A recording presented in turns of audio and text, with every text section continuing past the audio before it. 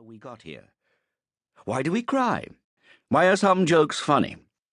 Why are we inclined to believe or disbelieve in God? Why do we get turned on when someone sucks our toes? Why do we have trouble remembering some things, yet can't get that annoying Britney Spears song out of our heads? What causes us to love or hate? Why are we each so different? I look at the faces in the front rows. I have captured their attention, for a moment at least. We humans have been studying ourselves for thousands of years, producing countless theories and philosophies and astonishing works of art and engineering and original thought. Yet in all that time, this is how much we've learned. I hold up my thumb and forefinger a fraction of an inch apart. You're here to learn about psychology, the science of the mind, the science that deals with knowing, believing, feeling, and desiring, the least understood science of them all. My left arm trembles at my side.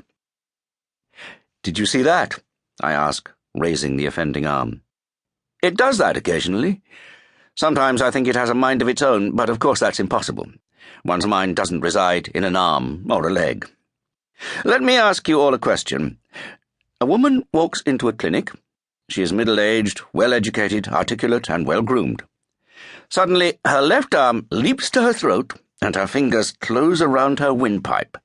Her face reddens. Her eyes bulge. She is being strangled. Her right hand comes to her rescue.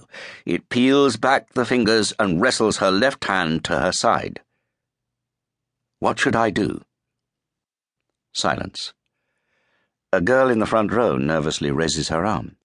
She has short reddish hair separated in feathery wisps down the fluted back of her neck. Take a detailed history? It's been done. She has no history of mental illness.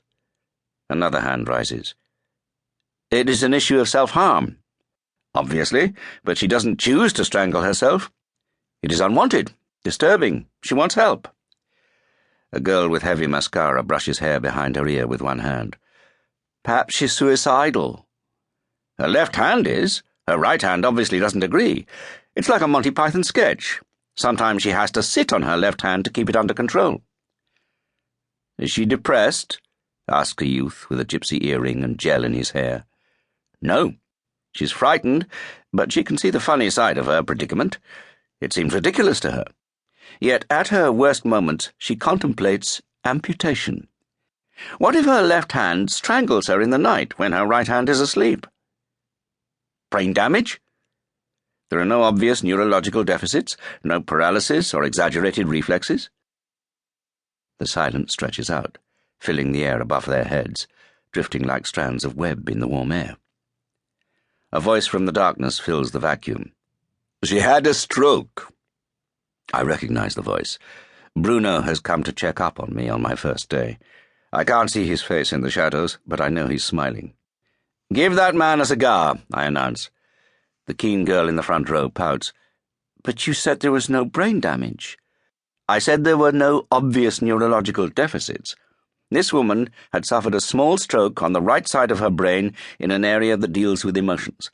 Normally, the two halves of our brain communicate and come to an agreement, but in this case, it didn't happen, and her brain fought a physical battle using each side of her body. This case is 50 years old and is one of the most famous in the study of the brain. It helped a neurologist called Dr. Kurt Goldstein develop one of the first theories of the divided brain. My left arm trembles again, but this time it is oddly reassuring.